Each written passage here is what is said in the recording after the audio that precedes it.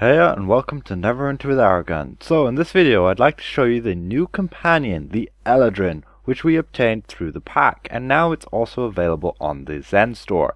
And with that I'd also like to show you the new diamonds, the insane grind that us tanks have to go through to be able to obtain the new artifact and its set. However, lots of other people can also go through this grind and make a profit by selling those diamonds. Now, how do you obtain these diamonds and what are they? Well, these are these shattered diamond shards, and you'll be able to obtain them by doing heroic encounters within the new zone, along with also completing the new dungeon, which will be unlocked in 2 weeks' time. As well as that, you can go and purchase more of these shattered diamond shards on the actual campaign store here. If we look, we can see that we'll be able to purchase 20 of them for 20,000 of the campaign currency. And in my opinion, this is just an insane price. But that aside, you'll be able to purchase them off other players, so that'll be fairly handy as they're all unbound. Now, with that being said, you need 100 of these to open them and obtain some random rewards. And I'm going to open 20 of them here, as I have 2,000 of these shards, and we'll see what we get. And if we don't get the full set, I'll go and obtain some more shards and we'll open them until we get the full set. Now, what set am I talking about? I'm talking about this refulgent diamond pin set, where you'll be effectively increase your awareness and you'll take less damage whenever you stand still for 3 seconds, which is pretty neat for tanking. However, first up, I'd like to show you this new companion, the Eladrin. Now, initially you will obtain her on her epic rarity, and you'll ideally want to upgrade her all the way to mythic, as we shall do right here. Now, you should have different visuals you can have on her, basically with all the seasons: autumn, winter, spring and summer. I like her there on the winter, and we shall see how good she actually is. She has a bow and she'll be shooting enemies, and along with that she also has magical resistance, which will give you additional stats. So she shall give you 500 awareness, 500 critical avoidance, 500 deflect and 500 control resistance, making it pretty good for having on a tank to increase those ratings. But it's really minimal. 500 stats is like 0.5%.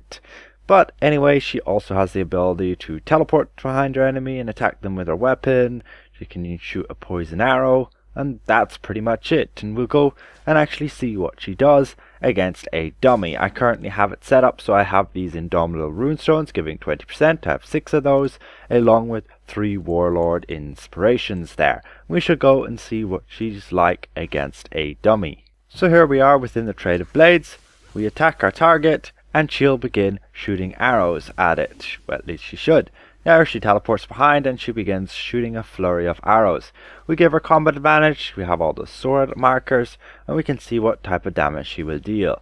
Now, it's not overly accurate, the test that I'm doing, as I don't really have her on a DPS build, so her damage is based off my statistics and so on, so she'll deal a good bit less damage. But you can see she dealt there over 200,000. That's pretty nuts on one of those arrows.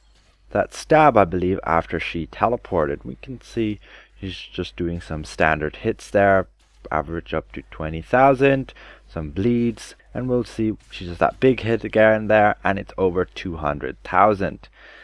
Now I'll have to go and test her out specifically on my DPS character to get some accurate representations in comparison to the other companions, but I don't believe she's going to be anything too special with the amount of damage she does there. It's not too consistent, and she does have that big hit, that one there, over 200,000, but it's quite infrequent. And that aside, she is going to be alright at having summoned as a tank, just to give you those extra defensive stats. But I think you'd be better off running something like the Angel of Protection to give you 5% more defense. That would be a little bit better. Or even Lulu giving you 5% more hit points. But additionally with that, she also has the bonus to give us damage resistance. If we scroll down here, we can see we have the Eladrin Senses, and this will be really good for the new zone, giving you 15% more damage resistance against Fays and Trolls. And with the newest zone and even the dungeon, this is going to be pretty helpful with regards to reducing the damage that enemies deal to us. However, I don't believe it's going to affect too much of the boss fights. I'd have to go and test specifically, let's say the golems, they might not be Fey at all, but the Prince of Frost I'm sure is Fey along with the Gardener. So this buff would definitely be something you would want to be looking at if you are a tank. Now, with regards to these diamonds, let's finally go and open a bunch of them. We double click and that'll open them. And then the most common thing you will obtain is these diamonds blessings, where you will increase your damage for 5% for 15 minutes. It's pretty good for DPS. But again, you'll have to farm out these diamonds and you won't be able to buy blessings themselves as they are bound to character when you obtain them. So we'll open another one. We just got another blessing. We're also getting some rough astral diamonds there. Just 5,000 generally. We've opened 10 of them there and still nothing but blessings. More and more blessings. And finally we get the artifact. The refulgent diamond pin. Hurrah!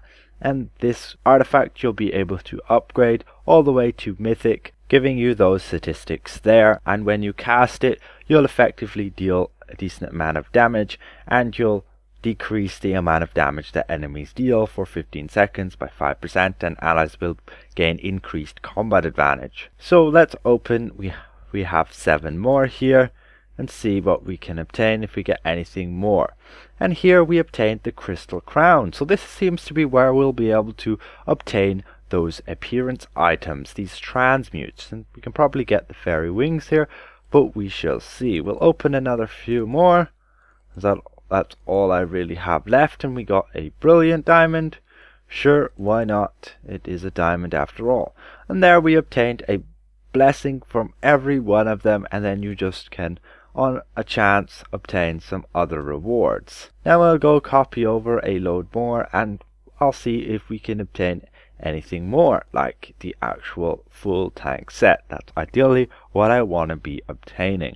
So here we go to open another 10 of them. First one, second one just a blessing, third one a blessing, fourth one just a blessing, fifth one just a blessing, and sixth one we finally got our iridescent diamond pendant, this being our neck set just there, our neck piece.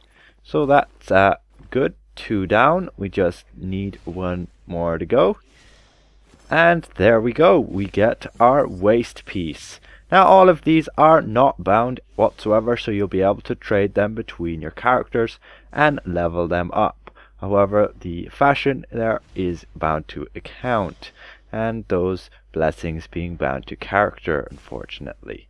Now we'll just open the last 3 there and probably just get nothing but those blessings. We got another crystal crown. So it seems we'll only be able to obtain the crystal crown through those actual diamonds. So I'm going to go and level this up on my other character. So here we can go and equip the set, and it will be then bound once you equip it, like everything else, and the artifact here being the diamond pin. And so there we have it, and we have the bonus. When we stand still for 3 seconds we get a buff in that awareness, as we can see the buff just up here, reducing the damage we take and increasing my awareness, meaning when I use my actual chain of scales there for another 3%, our awareness buffs up to 73.9%. There we go, upgrading the artifact to mythic, and we have the neck and the waist also on legendary there.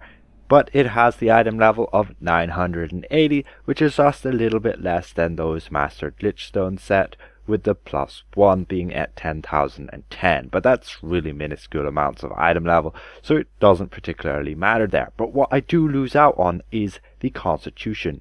You can see I've lost a whole bunch of constitution there, a total of 7 points, due to the fact that this neck set gives charisma instead of this lichstone set giving constitution of +5 there.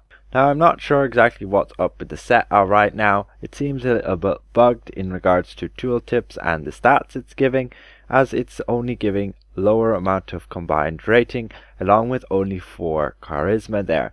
And the actual next set is also giving lower combined rating, as it should give a good bit more amount, but its ability scores there are strength and con. So I'm losing out on 7 constitution there, which is quite a significant amount of hit points, all things considered. But I am gaining there my damage resistance along with awareness. With myself fully buffed up there, we have 75% awareness, meaning we're only 15% below the cap. And that's not bad, all things considered, but we still need to slot some enchantments in these, and then we would be good to go. Do I think the set is a whole lot better than, let's say, the Lichstone set? Not with it having no buff to Constitution on the neck, and on the waist only having a +2 to Constitution.